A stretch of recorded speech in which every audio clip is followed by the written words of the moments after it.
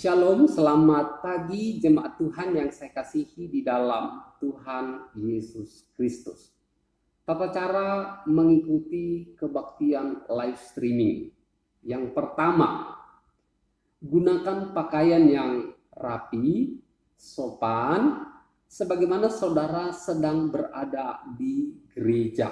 Kedua, siapkan diri, duduklah yang sopan, rapi. Jangan melakukan kegiatan lain seperti makan, minum sepanjang ibadah dilaksanakan.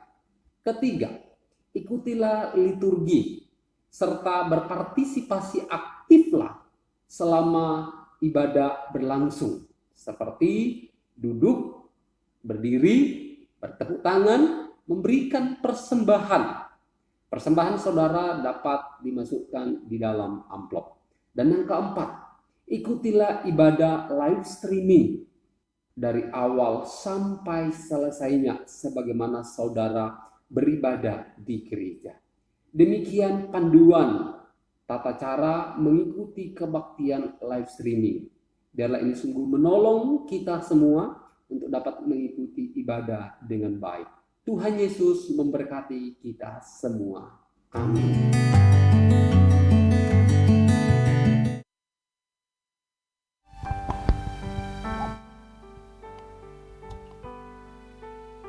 Selamat pagi jemaat yang terkasih dalam Tuhan. Apa kabarnya hari ini? Kita bersyukur pada hari ini kita boleh memperingati hari kenaikan Tuhan Yesus Kristus ke surga. Biarlah melalui momen peringatan ini kita boleh kembali diingatkan dan kembali memperbarui tekad kita untuk tetap hidup dalam kesucian, untuk senantiasa menantikan pengharapan Tuhan dinyatakan. Ibadah pagi ini kita mulai dalam nama Allah Bapa, Allah Anak dan Allah Roh Kudus. Mari kita mengambil saat teduh. Saat teduh dimulai.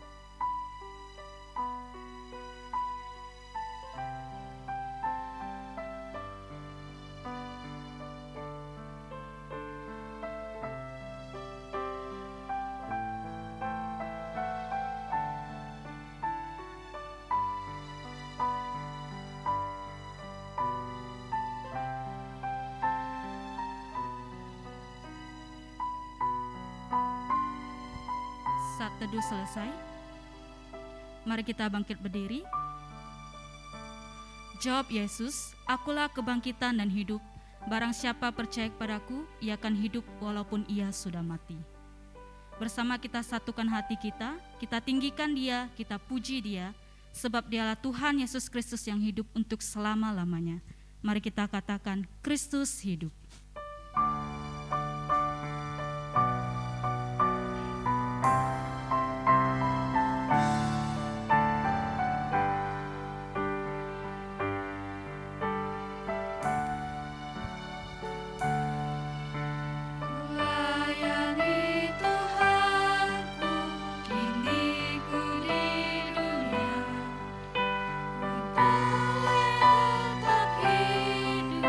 Selama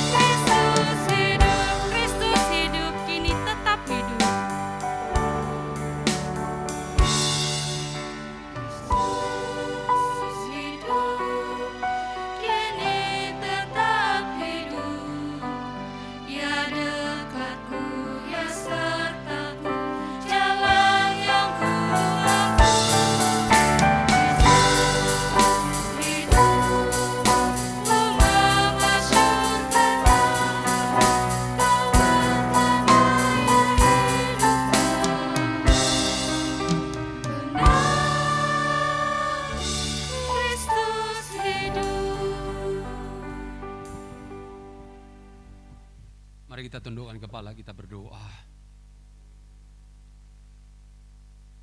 Kubur itu sudah terbuka sebagai bukti tanda bahwa Tuhan kami Yesus Kristus telah bangkit. Ia hidup, dan kebangkitan Tuhan Yesus Kristus memberikan kami pengharapan, memberikan kami kemenangan bahwa dosa telah dikalahkan, maut telah dipatahkan, diganti dengan hidup yang kekal. Karena itu Yesus berkata, "Akulah jalan, kebenaran, dan hidup." Dan hanya di dalam Yesus satu-satunya jalan sampai kepada Bapa. Kami bersyukur, kami berterima kasih, karena oleh anugerah Tuhan telah memanggil kami masuk di dalam anugerah-Mu, boleh percaya dan boleh mengenal Engkau Yesus sebagai Tuhan dan Juru Selamat yang telah mati dan bangkit bagi kami untuk memberikan kami keselamatan, memberikan kami hidup, dan melayakkan kami untuk menerima kerajaan sorga-Mu. Terima kasih Tuhan, terima kasih. Hati kami bersuka cita, hati kami bersuka bahwa pada hari ini kami boleh bersama-sama dengan umat-umat Tuhan, boleh memperingati kembali akan kemenangan Tuhan dari kematian. Kami bersyukur bahwa Tuhan yang kami sembah bukan Tuhan mati, tetapi Tuhan yang bangkit, Tuhan yang hidup. Terima kasih pada hari ini Bapa, kami boleh bersama umat-umat Tuhan boleh datang beribadah. Sungguh boleh kami terus diingatkan dan didorong untuk semakin boleh bertekad, untuk semakin boleh mengasihi Tuhan. Bahkan tidak sedikit pun ada di dalam diri kami ada keraguan, ada kekhawatiran, bahkan ketidakpercayaan bahwa Tuhan telah bangkit. Tetapi biarlah sungguh dengan segenap hati kami mengaku bahwa Tuhan kami, Tuhan yang telah bangkit, Tuhan yang telah hidup dan memberikan kami kemenangan. Kami mau percaya kepadamu, kami mau taat kepadamu, kami mau setia kepadamu. Dan di dalam ibadah minggu Paskah hari ini, kami bersama-sama memuji menyembah Engkau, kami mau memuliakan Engkau, kami mau mengagungkan Engkau, bahkan kami mau kembali Tuhan berbicara kepada setiap kami lewat firman yang akan disampaikan. Kami sungguh rindu, kami boleh terus hidup di dalam tuntunan dan arahan daripada firman Tuhan. Terima kasih, diberkatilah setiap kami yang Tuhan percayakan mengambil bagian di dalam pelayanan hari ini. Baik itu kami yang akan memimpin pujian singer, main musik dan sound system multimedia, penyambut anggota dan juga yang akan membawa kantong persembahan. Tuhan memberkati. Terlebih hamba Tuhan yang akan menyampaikan firman Tuhan, mari berkati.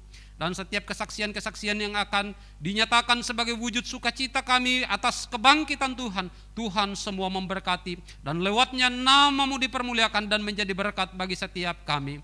Mari berkati seluruh sidang jemaat-Mu yang sudah ada di dalam ruangan ini maupun yang sedang dalam perjalanan, Tuhan beserta dengan mereka. Dan kami mau serahkan sepenuhnya untuk rangkaian ibadah perayaan Paskah pada hari ini ke dalam tangan kuasa-Mu. Biarlah sungguh Tuhan dipermuliakan. Di dalam nama-Mu Yesus kami berdoa. Amin.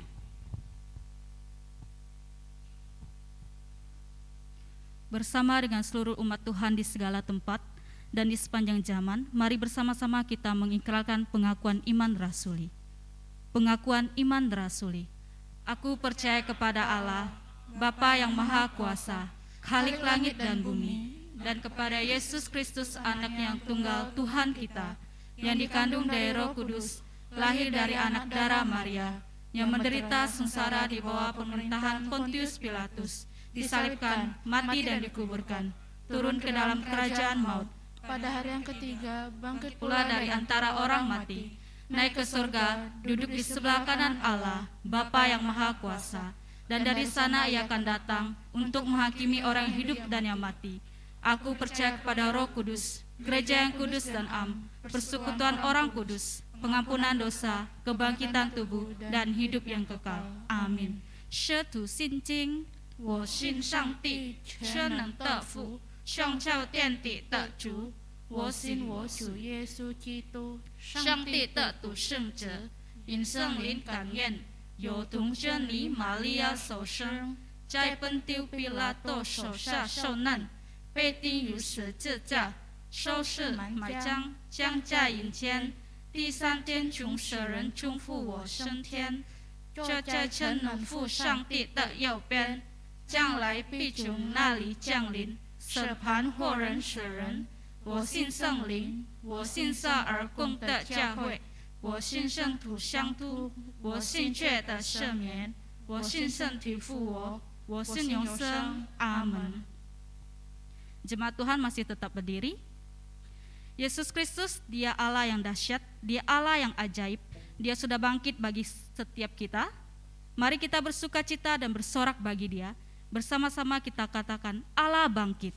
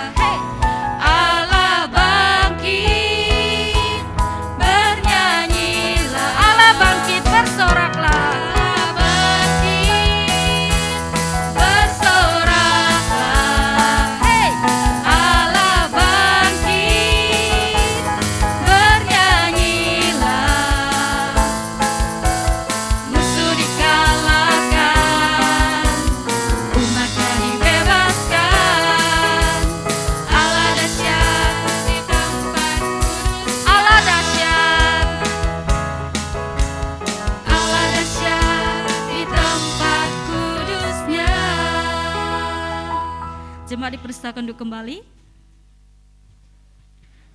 Jemaat Tuhan, mari kita membuka Alkitab kita di dalam Filipi pasal 3 ayat 1 sampai 11.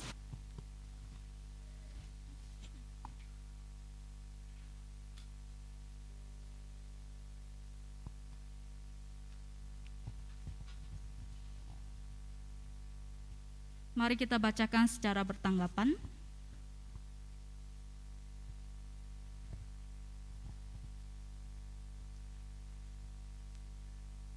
Apakah sudah menemukan? Amin.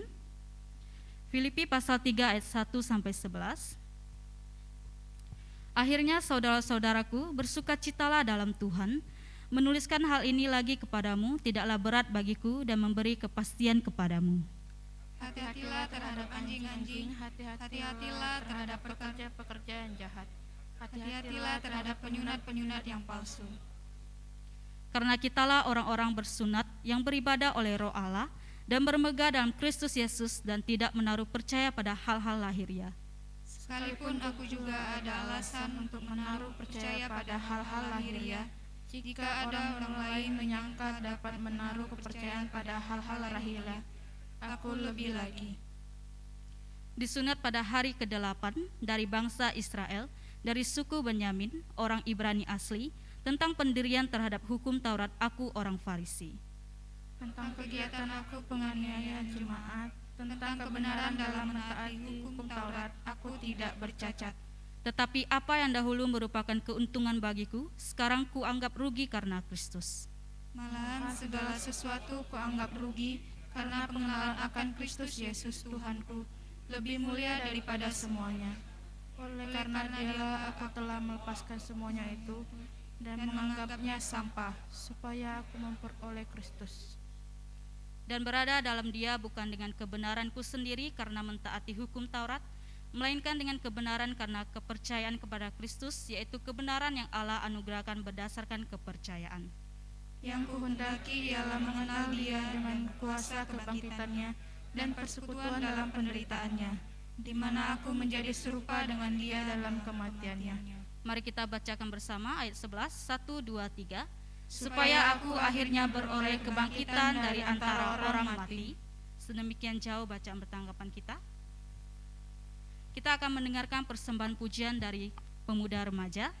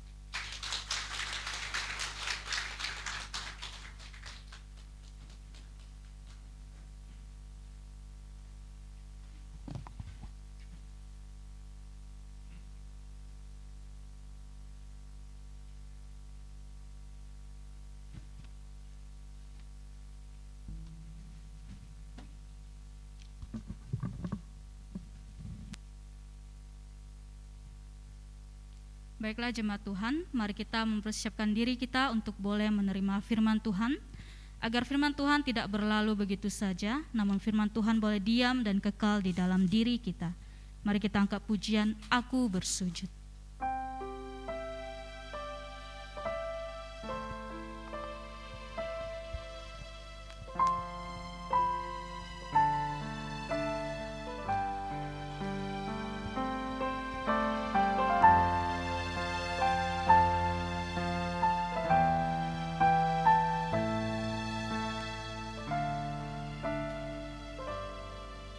Cahaya dari salib.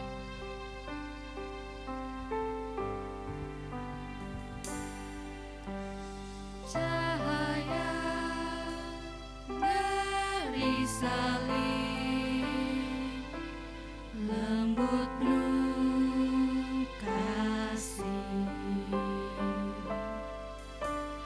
membawa kasih Tuhan menyinariku.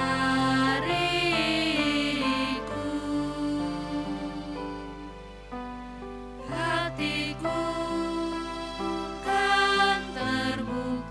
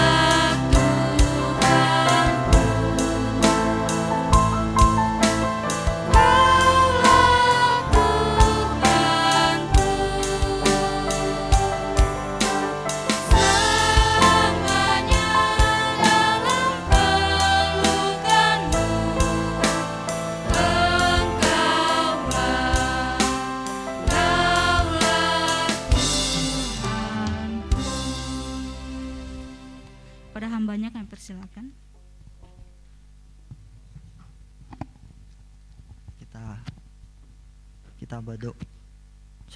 Kita berdoa sekali lagi ya Bapak Ibu. Kami bersyukur Tuhan untuk segala kasih-Mu di dalam kehidupan kami. Khususnya melalui pengorbanan yang Engkau nyatakan bagi setiap kami ketika Engkau datang ke dunia ini, menjalani jalan penderitaan demi menebus kami, manusia yang hina yang sungguh tidak layak.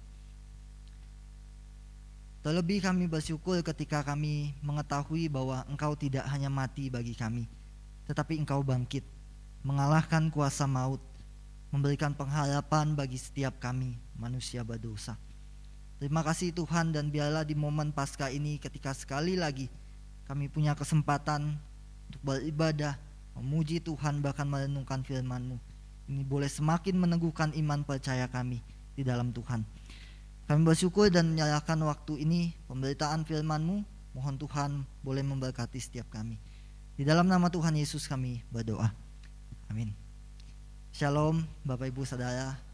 Bersyukur kalau pagi ini kita bisa sama-sama beribadah di hadapan Tuhan. Bahkan kita bisa merayakan satu momen penting di dalam kekristenan, yaitu momen Paskah.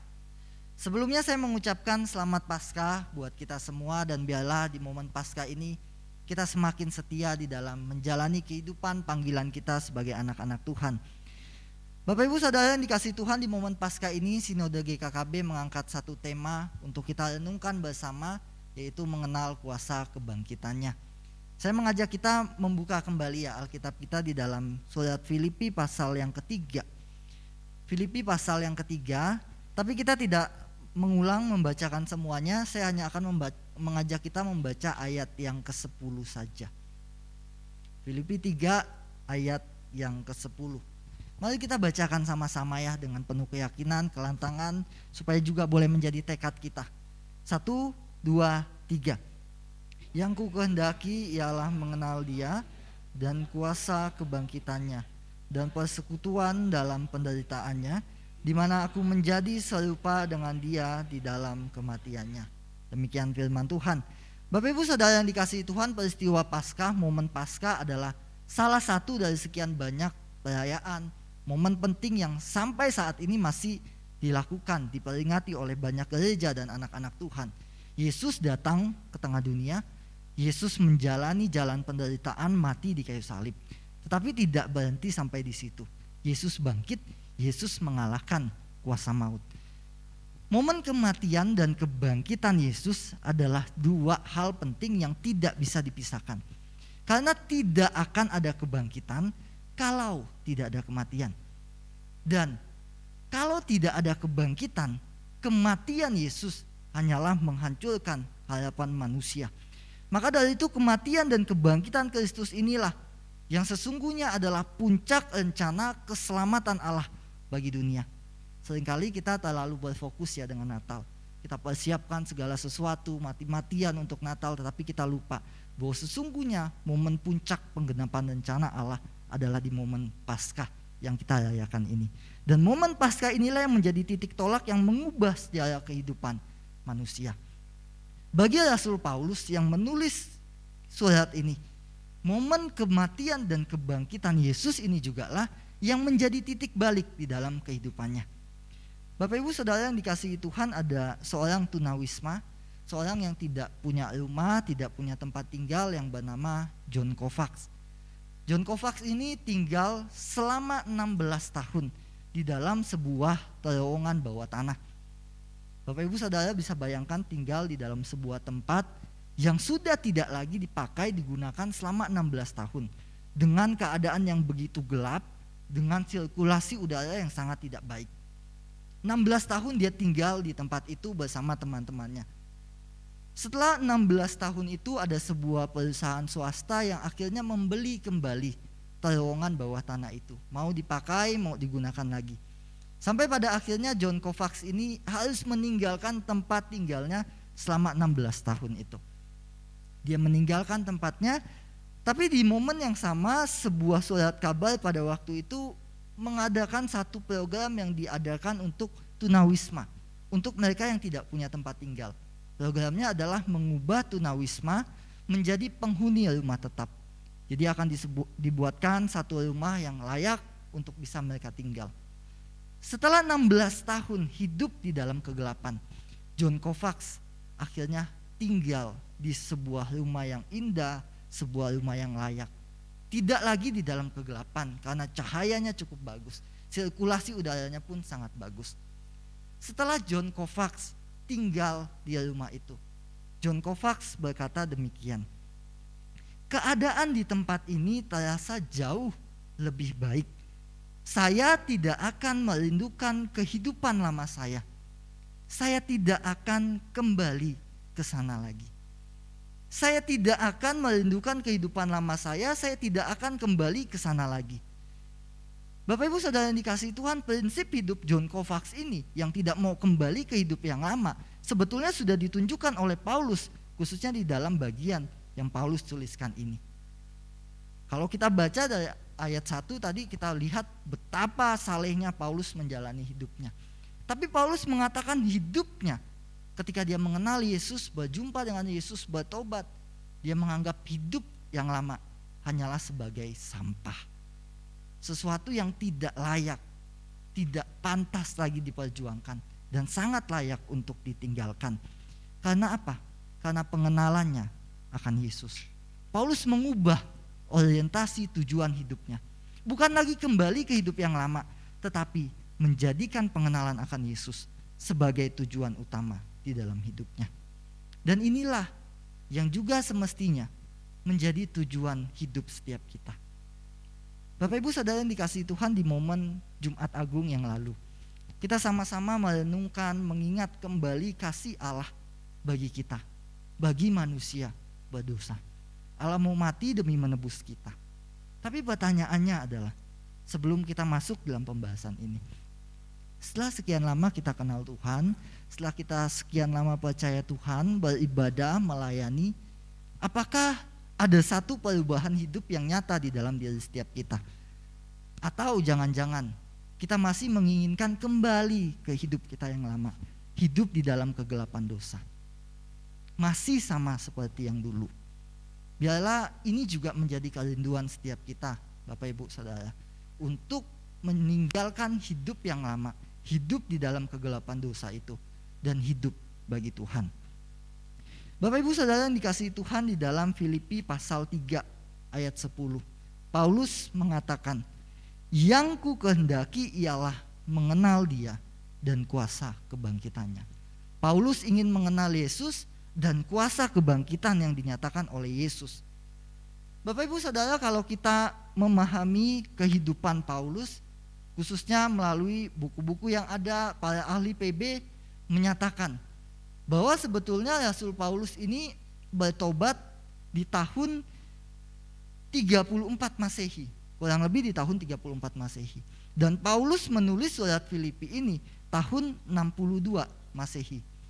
Jadi kurang lebih ada waktu 28 tahun Paulus baru menuliskan pesan ini.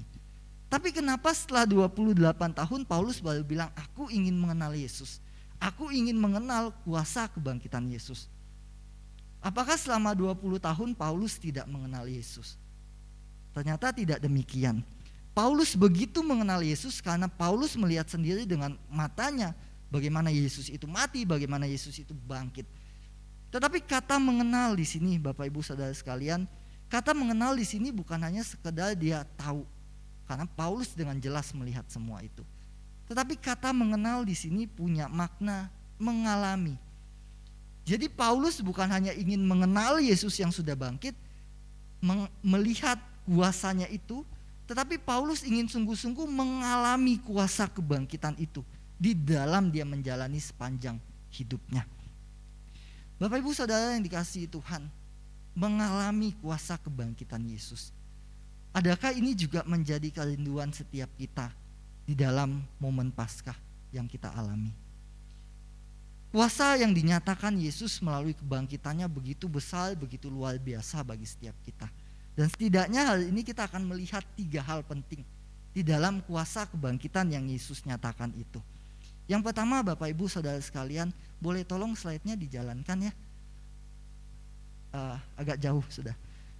Yang pertama, Bapak Ibu Saudara sekalian, kebangkitan Yesus memberikan pengharapan bagi setiap kita, khususnya bagi setiap kita orang percaya, akan sesuatu yang akan kita dapatkan di masa yang akan datang, yaitu kebangkitan tubuh. Kalau kita melihat ayat 11 tadi, supaya aku akhirnya memperoleh kebangkitan di antara orang mati. Ini satu pengharapan yang dinyatakan kepada setiap kita yang percaya kepadanya, khususnya melalui kuasa kebangkitan Yesus. Bapak Ibu Saudara sekalian, satu hal yang tidak bisa dielakkan oleh manusia, sekuat apapun manusia mencoba melawannya, manusia tidak akan pernah bisa mengalahkannya, yaitu kematian. Memang gak enak ya kita ngomongin kematian di momen sukacita ketika Yesus bangkit. Tapi ini adalah satu hal yang pasti akan kita alami semuanya. Setiap kita ketika sudah tiba waktunya kita akan mengalami kematian. Bahkan bayang-bayang kematian juga menjadi sesuatu yang menakutkan bagi banyak manusia. Tidak ada satu hal pun yang bisa kita lakukan untuk menghambat kuasa kematian itu. Bapak Ibu Saudara, tahun 2015 yang lalu ya, ada sebuah film yang berjudul Victor Frankenstein. Kalau punya waktu boleh juga nonton film ini. Film ini menunjukkan sebuah optimisme, keyakinan yang kuat terhadap perkembangan sains, kemajuan teknologi yang ada. Jadi punya keyakinan terhadap hal itu untuk bisa mengalahkan kuasa kematian. Film ini mengisahkan tentang seorang ilmuwan yang bernama Victor Frankenstein. Dia punya satu impian yang gila dan dia menyatakan bahwa impiannya itu bisa mengubah masa depan, yaitu dengan menghidupkan kembali seseorang yang sudah meninggal. Ketika seorang meninggal, dia punya organ tubuhnya, dia melakukan percobaan terhadap organ tubuh seseorang yang sudah meninggal. Dan betul saja, ketika dialirkan listrik yang cukup kencang, organ tubuh itu menunjukkan respon. Jantungnya bisa berdetak kembali, matanya bisa berjalan mengikuti apa yang ada di depannya. Setelah dia merasa percobaannya berhasil, dia melakukan percobaan kepada simpanse yang sudah mati. Simpanse itu dialirkan listrik dengan begitu kencang dan pada akhirnya simpanse itu bisa hidup kembali. Sampai pada satu titik ketika dia merasa apa yang dilakukannya itu bisa berhasil, dia mulai menyiapkan mayat yang ada di ruangannya yang sudah dia persiapkan cukup lama, dan kemudian dia menyiapkan semua mayat itu diikat dengan kabel dan kemudian dialirkan listrik dengan begitu kencang. Dan pada akhirnya mayat itu berhasil dihidupkan kembali. Tapi ketika mayat itu dihidupkan kembali, mayat ini tidak menunjukkan sesuatu yang diharapkannya. Tidak lebih dari sekedar mayat hidup. Bahkan film ini mengatakan orang ini hanya seperti zombie. Tubuhnya ada, badannya ada, tetapi jiwanya tidak seperti yang diharapkannya. Sampai satu titik Victor menyadari bahwa makhluk ini tidak sesuai yang diharapkannya. Kisah di dalam film Victor Frankenstein ini sebetulnya menunjukkan sebuah kegagalan manusia, dan manusia tidak akan pernah bisa mengalahkan yang namanya kuasa kematian itu. Bahkan seorang yang sudah meninggal tidak akan pernah bisa dibangkitkan lagi. Tapi di dalam Alkitab kita ditunjukkan bahwa ada satu pribadi yang mampu melakukan semua itu. Dia adalah Yesus. Yesus yang menyatakan dirinya sebagai kebangkitan dan hidup. Saat Yesus datang ke dunia, Yesus menyatakan, mendemonstrasikan kuasa kebangkitannya dengan membangkitkan Lazarus yang sudah 4 hari meninggal.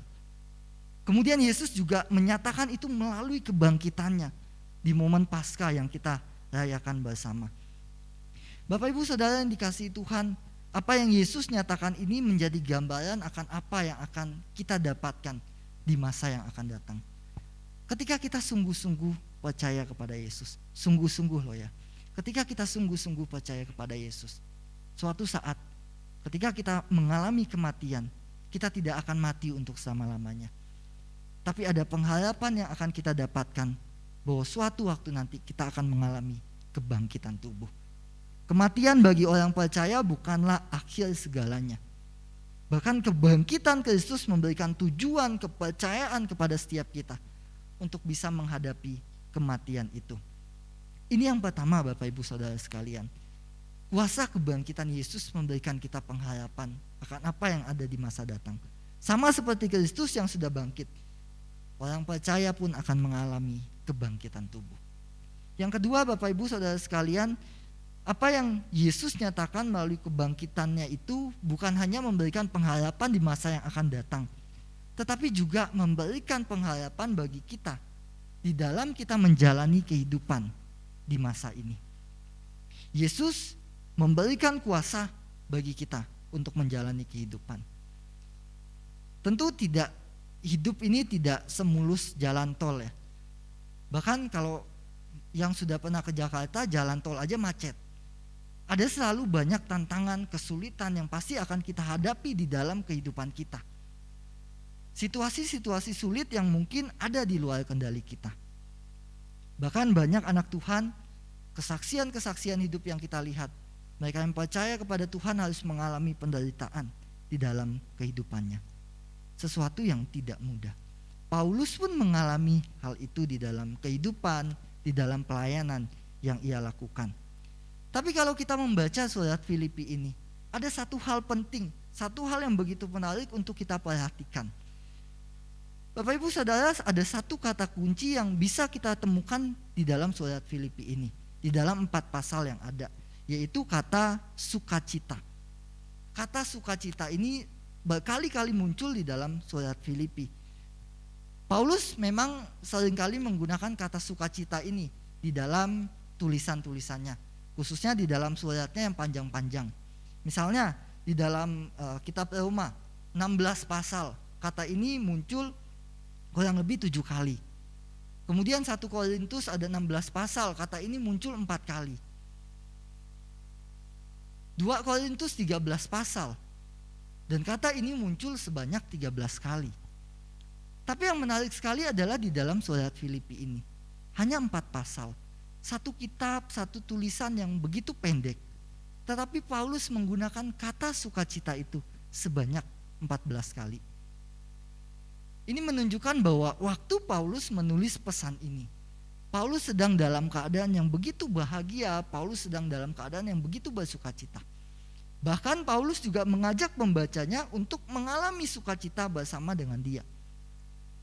Mungkin kita pikir ya Paulus sedang dalam keadaan yang cukup baik. Tapi kalau kita baca lagi dari pasal 1, nanti Bapak Ibu boleh baca di rumah masing-masing, Paulus itu sedang dalam keadaan yang tidak mudah. Paulus dipenjarakan karena imannya, karena giatnya dia di dalam memberitakan Injil. Menjadi seorang tahanan. Kalau kita lihat juga mungkin ditahan biasa, nggak mengalami sesuatu yang nggak mengenakan.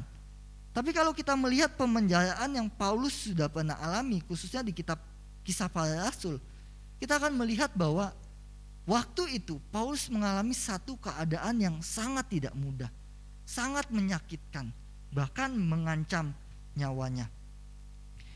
Tetapi di dalam bagian ini, Paulus tetap bisa bersukacita.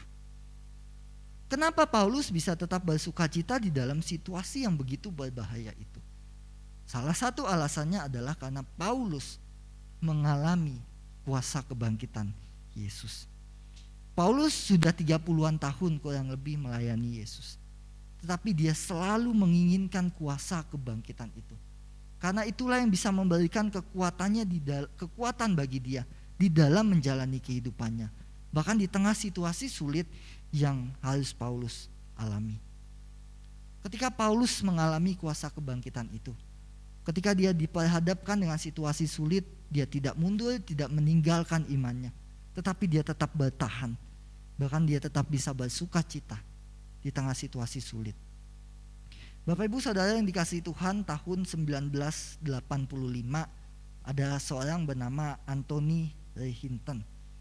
Anthony ini didakwa dijatuhkan hukuman mati karena dia dianggap melakukan pembunuhan kepada 2 manajer toko yang ada di kotanya. Sebetulnya bukanlah Anthony pelakunya, karena ketika kejadian ini terjadi, Anthony sedang ada di tempat yang sangat jauh. Tapi Anthony dijebak dan dianggap sebagai pelaku kejahatan ini. Setelah melalui beberapa persidangan, Anthony ditetapkan sebagai tersangka dan dijatuhi hukuman mati. Di dalam persidangan ketika Antoni ditanya, dikasih kesempatan untuk ngomong, Antoni hanya mengatakan bahwa aku mengampuni mereka yang memfitnahku. Dan ia mengatakan bahwa aku tetap bisa bersukacita karena aku memiliki Yesus di dalam hidupku. Sambil Antoni itu berkata demikian, setelah mati saya akan pergi ke surga. Kalau kalian kemana? Bertahun-tahun Antoni hidup sebagai terpidana mati tentu bukan situasi yang mudah. Begitu sulit. Apalagi ketika dia menyaksikan satu persatu temannya yang adalah terpidana mati juga mengalami kematian. Belum lagi segala upaya untuk pengajuan bandingnya ditolak. Sekalipun dia sudah melewati alat tes deteksi kebohongan. Tapi pada tahun 2015 yang lalu, di momen Jumat Agung, Antoni ini dibebaskan.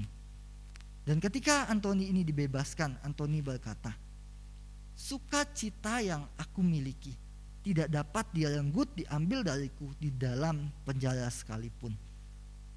Satu keadaan yang Antoni alami, satu situasi yang tidak mudah, tapi dia bilang aku masih bisa tetap bersukacita. Kenapa? Karena ada kuasa Yesus yang ia miliki di dalam hidupnya. Bapak Ibu Saudara yang dikasihi Tuhan, kuasa kebangkitan Yesus dinyatakan kepada setiap kita, sehingga kita akan dimampukan berjalan di tengah dunia yang penuh dengan segala kesulitan yang ada. Kasih kayu salib, kuasa kebangkitan Yesus tidak hanya berhenti pada pengampunan, tidak hanya berhenti pada pembebasan dari belenggu dosa, keselamatan, bahkan memberikan pengharapan di masa yang akan datang. Tetapi ini juga menjadi jaminan bahwa Yesus akan menyertai kita, memelihara kehidupan kita sampai kapanpun. Bapak Ibu Saudara yang dikasihi Tuhan, ketika kita hidup bagi Allah, ketika kita mengikut Allah, Allah tidak akan pernah menjanjikan bahwa kita tidak akan mengalami kesulitan. Langit tidak akan selalu terang dan badai mungkin akan terjadi dalam hidup kita. Tetapi kuasa kebangkitan Yesus dilimpahkan bagi kita dan akan memampukan kita menjalani kehidupan di tengah dunia.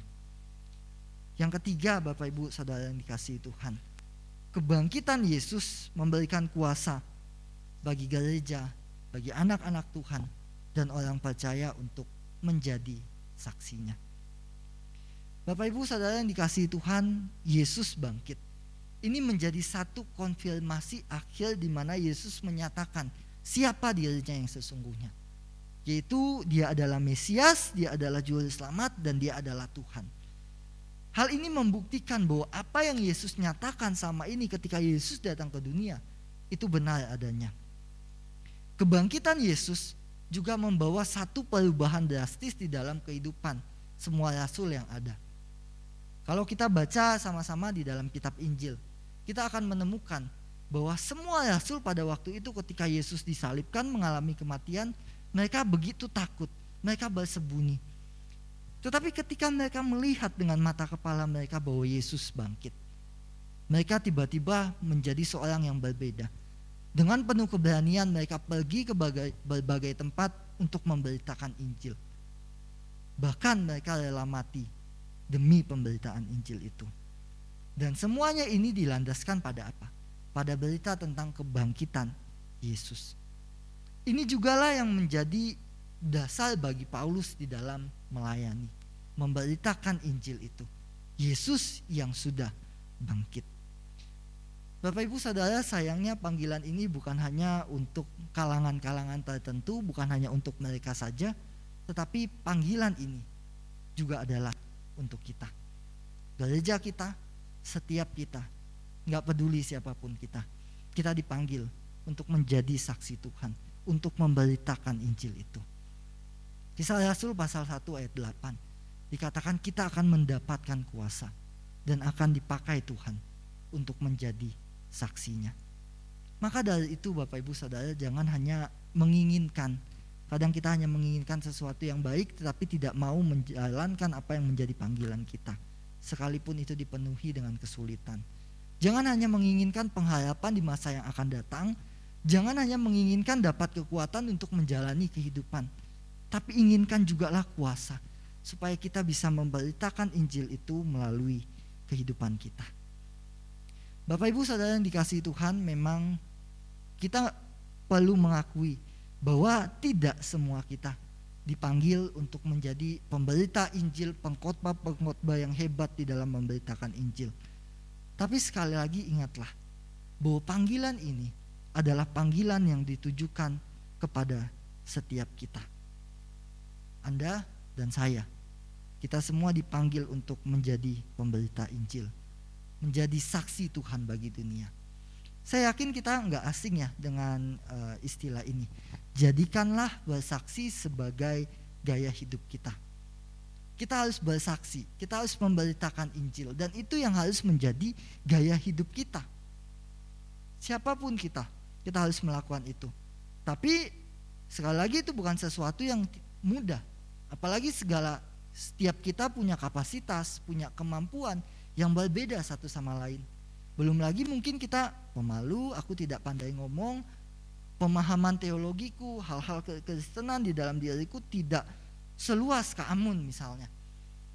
Tapi setiap kita dipanggil untuk memberitakan Injil.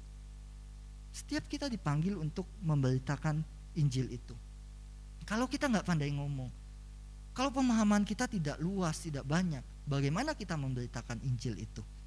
Bapak Ibu Saudara, kurang lebih tahun lalu, kami mengikuti seminar yang ada di GKKB Pontianak tentang bermisi. Pendeta yang menyampaikan seminar itu mengatakan demikian. Menjadikan bersaksi sebagai gaya hidup memang bukanlah sesuatu yang mudah. Bukan sesuatu yang mudah. Tidak semua bisa melakukannya. Kalau kita punya kapasitas itu, punya kemampuan itu yang harus kita lakukan. Tapi kalau kita nggak bisa ngomong, nggak pandai ngomong, pemalu, pemahaman kita tidak luas, bukan berarti kita diam, duduk manis, hanya ingin dilayani, duduk di gereja begitu saja. Kita tetap harus menjadi pemberita Injil.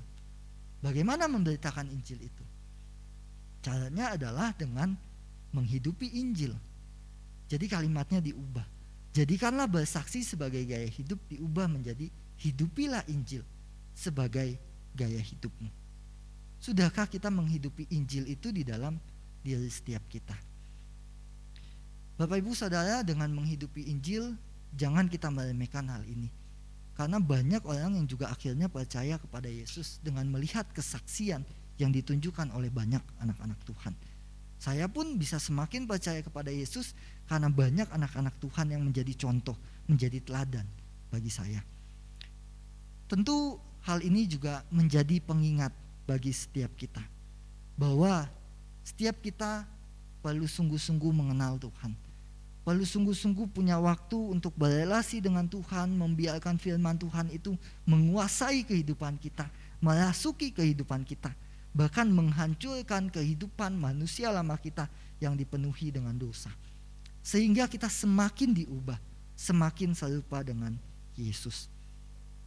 Kisah kebangkitan Yesus dan segala hal manis yang ada di dalamnya seringkali menjadi fokus banyak anak Tuhan.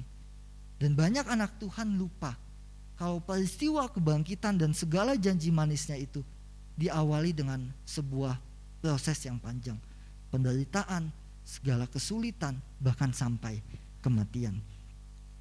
Paulus pun menyadari hal ini. Paulus berkata, "Yang kukehendaki ialah mengenal Dia dan kuasa kebangkitannya dan persekutuan dalam penderitaannya, di mana aku menjadi serupa dengan Dia di dalam kematiannya." Banyak yang mau menjadi pengikut Yesus karena janji-janji manis yang ada. Akan disembuhkan, akan dinyatakan mujizat, akan diberkati. Bapak Ibu Saudara, itu bukan sesuatu yang salah. Tapi kalau kita hanya berhenti sampai di situ dan hanya menginginkan itu jelas sesuatu yang salah. Banyak orang percaya yang enggan melakukan perjuangan untuk menjadi apa yang sama dengan kematian Yesus. Padahal kebangkitan harus selalu dimulai dengan kematian. Tidak ada kebangkitan yang tidak didahului dengan kematian. Dan kebangkitan rohani harus dimulai dengan mematikan yang duniawi. Kita harus mematikan segala hal duniawi di dalam diri kita, keberdosaan yang ada. Baru kita bisa bangkit bersama Tuhan, hidup di dalam Tuhan. Kalau kita tidak pernah dimatikan hal-hal duniawinya itu, keberdosaan itu, kita tidak akan pernah bisa dipakai Tuhan untuk menjadi saksinya bagi dunia ini. Maka dari itu Bapak Ibu, mari kita perhatikan, koreksi diri kita masing-masing. Sudahkah pengenalan kita akan Yesus membawa kita mengalami kematian rohani untuk mengalami kebangkitan bersama dengan Yesus? Kalau kita tidak melakukan hal ini, memang gak mudah ya. Mungkin ada banyak kesulitan, tantangan yang harus kita hadapi. Tapi semua itu gak sebanding dengan Yesus. Tapi kalau kita tidak melakukan hal ini, apa artinya? Kalau kita tidak berbeda dengan dunia, apa artinya keberadaan kita di tengah dunia ini? Maka dari itu, mari kita membiarkan sekali lagi Injil itu menguasai kehidupan kita. Kita semakin diubah serupa dengan Yesus, sehingga kalau kita tidak pandai ngomong tentang Injil pun, orang bisa melihat kehidupan kita yang berbeda, melihat kesaksian melalui hidup kita, dan mereka bisa mengenal Tuhan melalui kehidupan kita. Biarlah momentum Paskah tahun ini, khususnya ketika kita tahu bahwa Yesus sudah bangkit, ada satu kerinduan di dalam diri setiap kita untuk mengalami kuasa kebangkitannya itu. Dan biarlah kuasa kebangkitan itu meneguhkan kita di dalam kita menjalani kehidupan di tengah dunia. Bahkan menjadi penguat bagi kita untuk menjalani apa yang menjadi panggilan Tuhan, yaitu menjadi saksinya bagi dunia ini. Mari kita berdoa.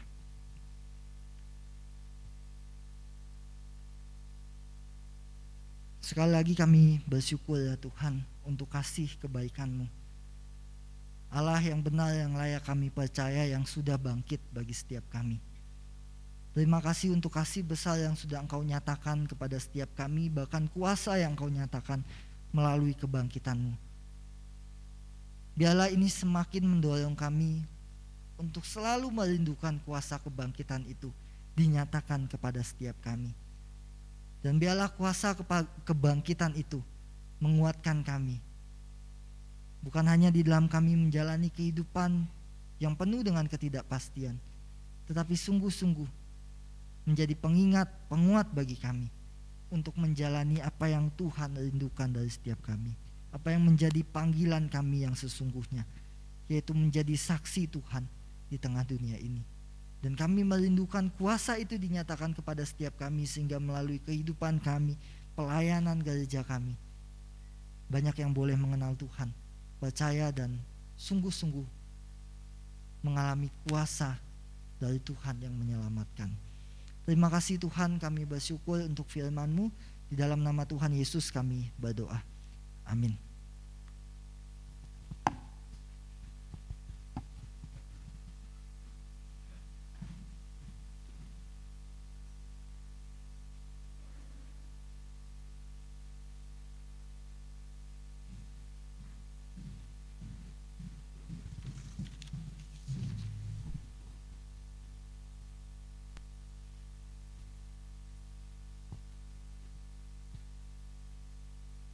Mari kita meresponi firman Tuhan yang telah kita dengarkan. Kita mengangkat pujian, hidupmu berharga bagi Allah.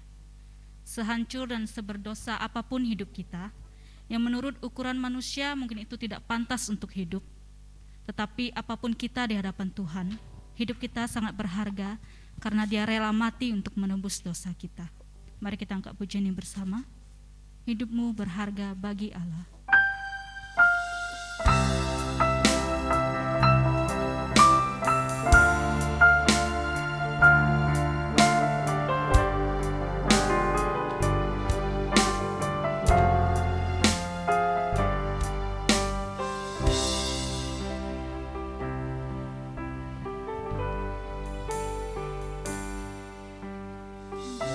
Berharga bagi Allah, dan yang tak berkenan di hadapannya. Diciptakan kau seturut gambarnya, sungguh terlalu indah kau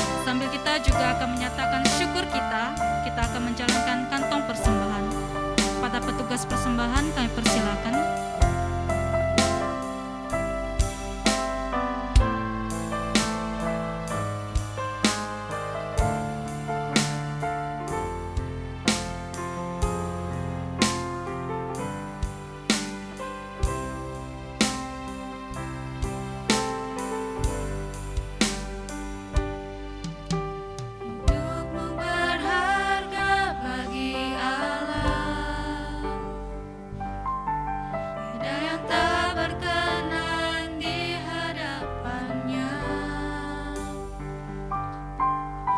Diciptakan kau seluruh gambarnya, sungguh terlalu indah kau bagi dia. Dia berikan kasih-Nya bagi kita, Dia tak relakan segala-galanya. Dia disalib untuk tebus dosa kita, karena hidupmu sangatlah berharga. Bulu yang terkulai takkan dipatahkannya, Dia akan jadikan indah, sungguh lebih berharga. Sumbu yang tak pudar takkan dipadamkannya, Dia akan jadikan terang untuk kemuliaan-Nya. Bulu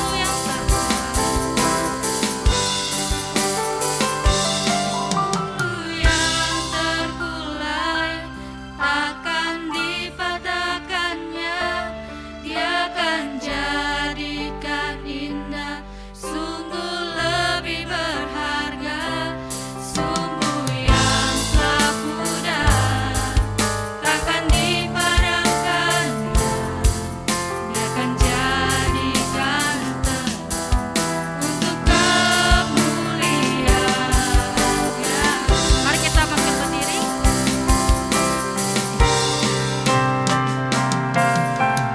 Berikan kasih-Nya bagi kita,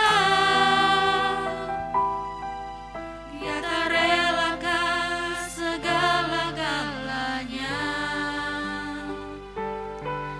Dia disalib untuk tebus dosa kita, karena hidupmu sangatlah berharga.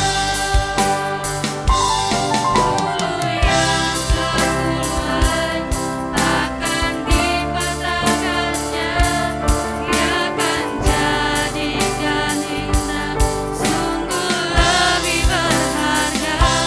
Sumbu yang tak pudar takkan dipadamkannya, Dia akan jadikan terang untuk kemuliaan-Nya.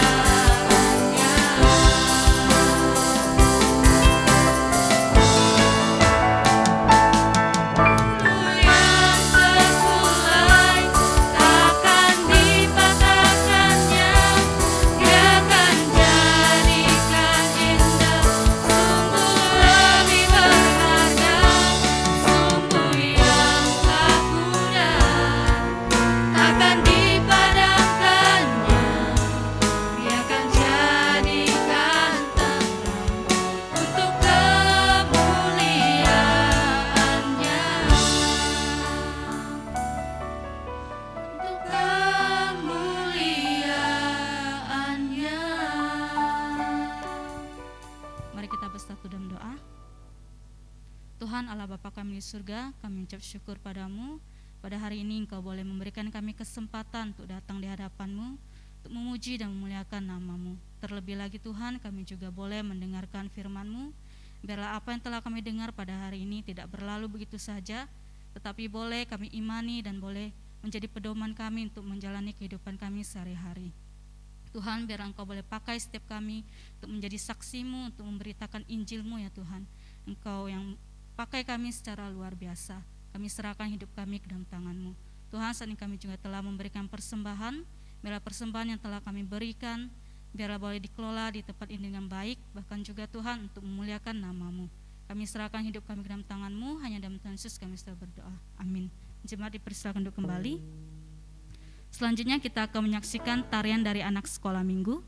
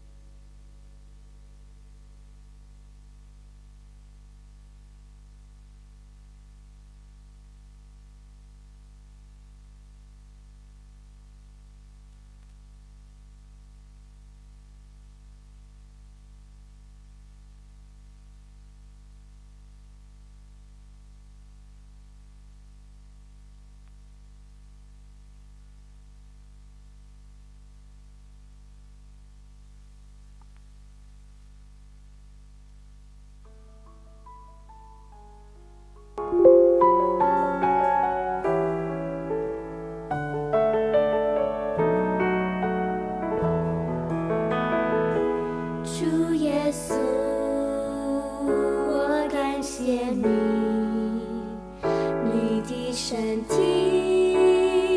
为我而生，带我出黑暗，进入光明国度，使我再次能看见主耶稣。我感谢你，你的宝血为我而流。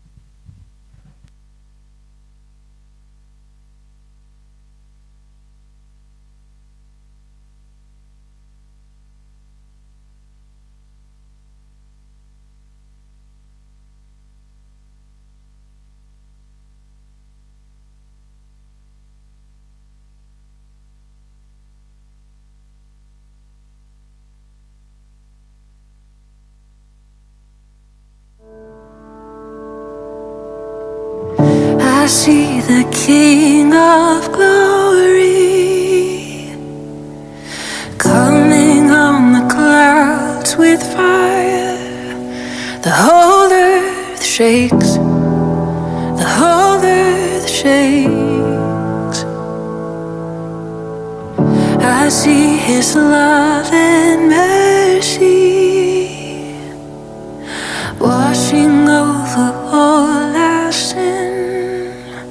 The people sing, the people sing. Hosanna, Hosanna, Hosanna in the highest. Hosanna, Hosanna, Hosanna in the highest.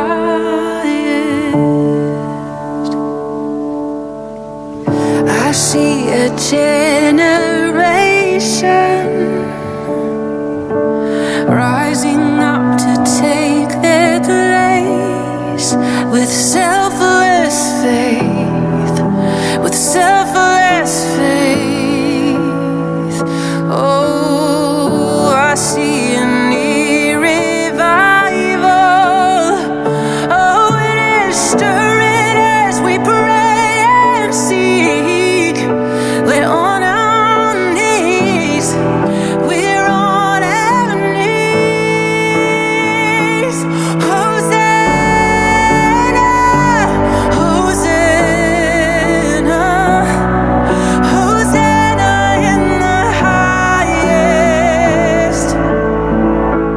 Hosanna, Hosanna, Hosanna in the highest. Heal my heart and make it clean. Open up my eyes to the things unseen. Show me how to love like you have loved me.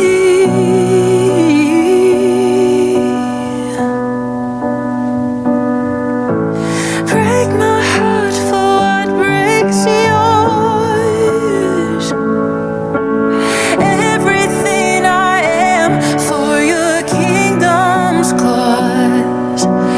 As I walk from earth into eternity.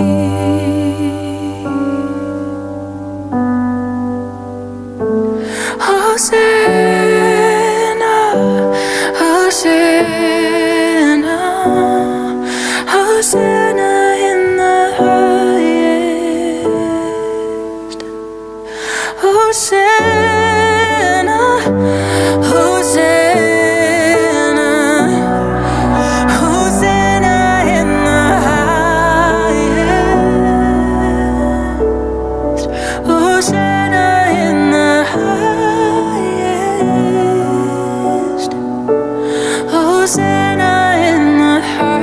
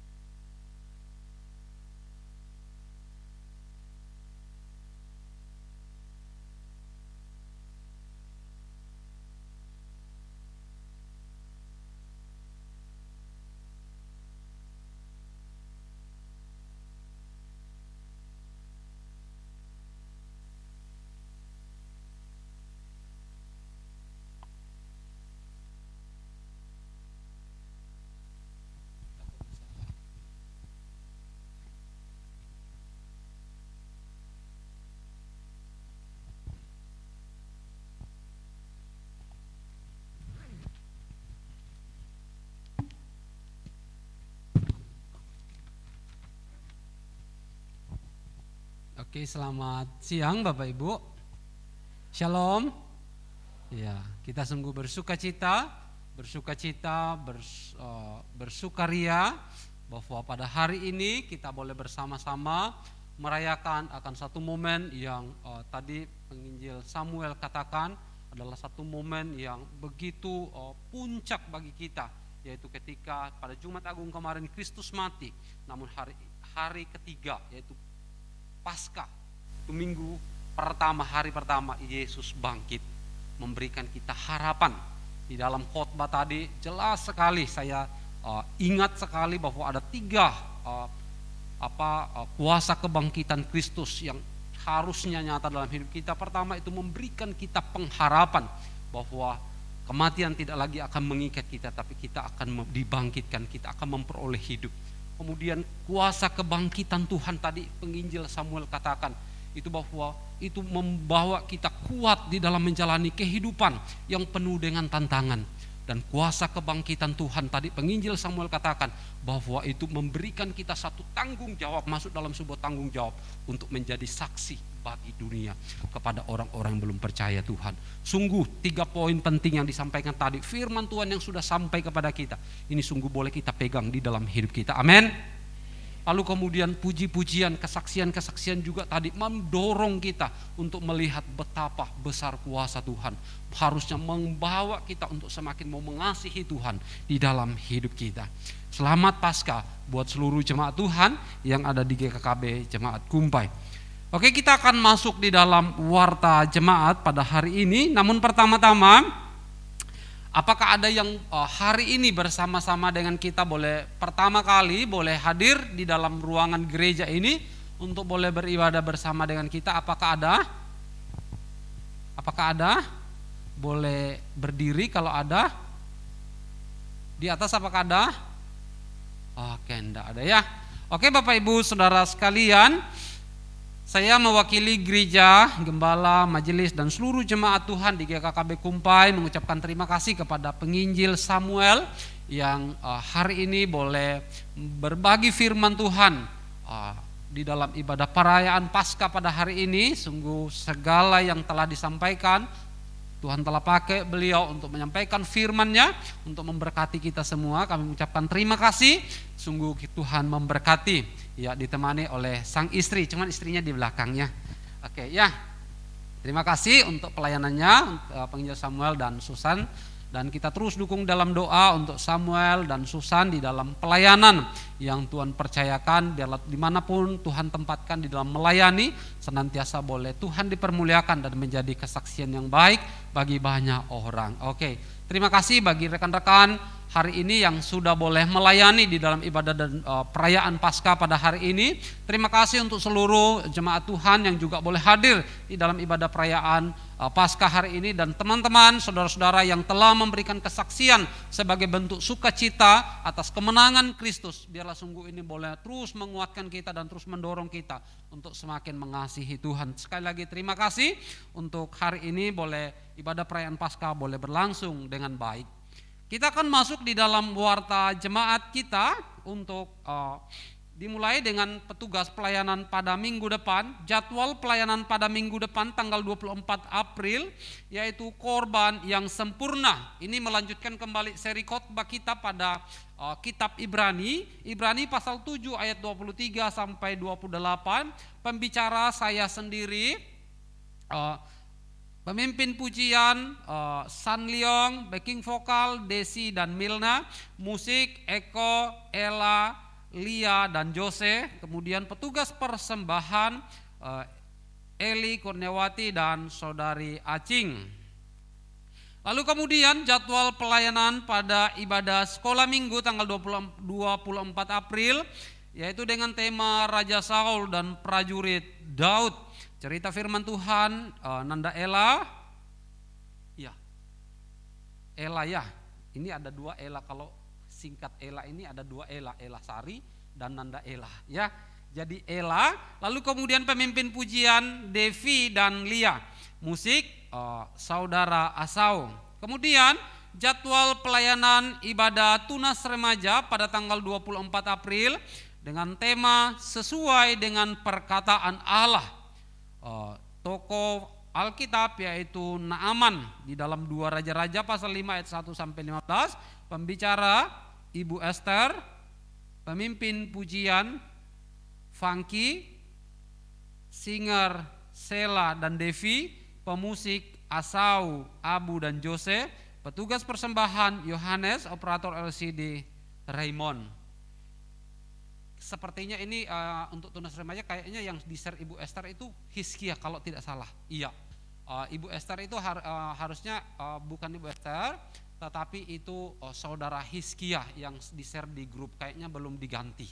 Oke, saudara-saudara yang telah dijadwalkan untuk melayani di dalam ibadah sepanjang minggu ini, boleh saudara-saudara boleh mempersiapkan diri, mendoakan segala pelayanan yang Tuhan percayakan kepada kita, dan kita boleh memberikan yang terbaik untuk kemuliaan bagi nama Tuhan, dan sungguh boleh menjadi kesaksian baik bagi seluruh jemaat Tuhan.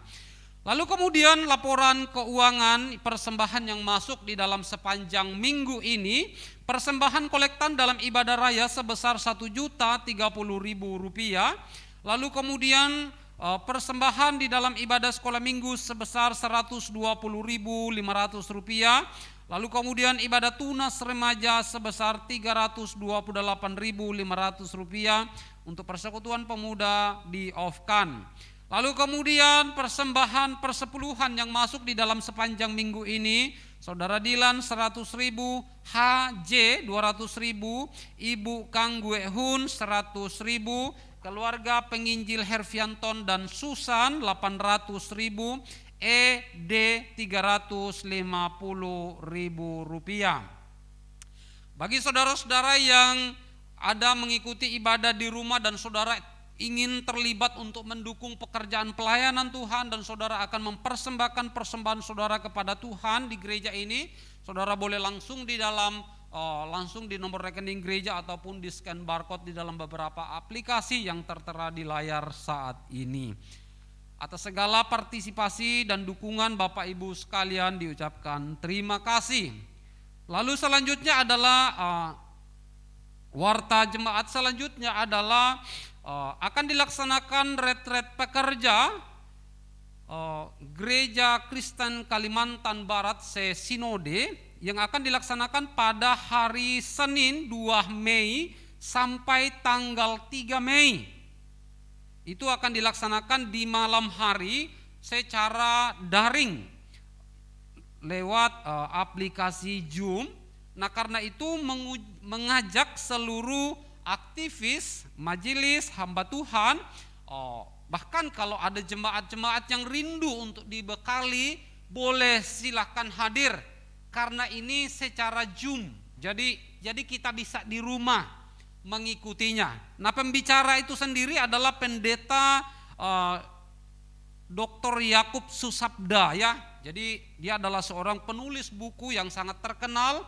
Dia juga adalah seorang pendiri API, jadi seorang pembicara yang sangat baik. Jadi kalau Bapak Ibu boleh ikut di dalamnya, itu akan sangat saudara akan sangat diberkati, dan saudara akan semakin banyak diperkaya dengan pemahaman dengan tema pemimpin yang sehat secara emosi. Jadi rekan-rekan majelis, hamba Tuhan, dan juga kalau ada jemaat yang mau ikut silahkan, nanti saya akan share tentang linknya supaya Bapak Ibu boleh ikut di sana.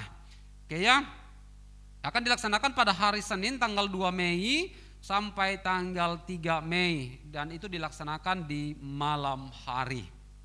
Oke, demikian warta jemaat pada hari ini. Atas perhatian kita semua diucapkan terima kasih.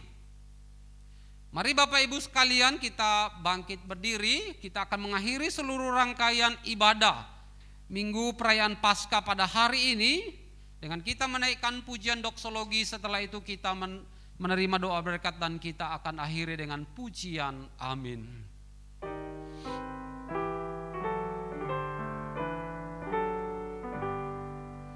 Puji Allah Bapa Putra, puji Allah Roh Kudus.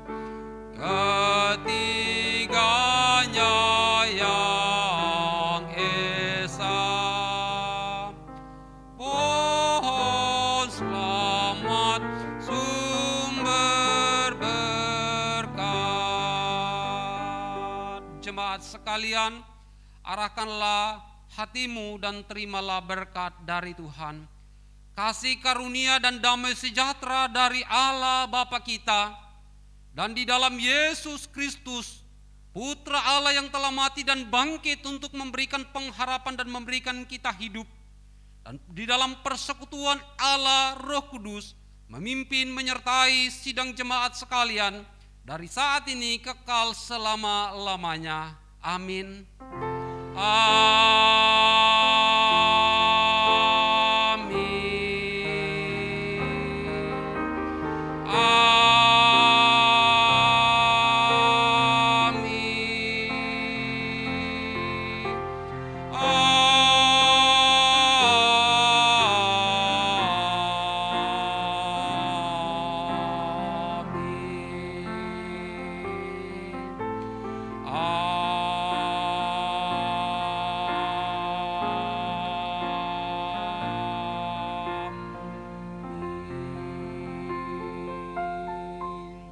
Silahkan duduk, ibadah kita selesai. Tuhan Yesus memberkati. Selamat Hari Paskah. Selamat mengalami kemenangan yang Kristus telah kerjakan dalam hidup kita.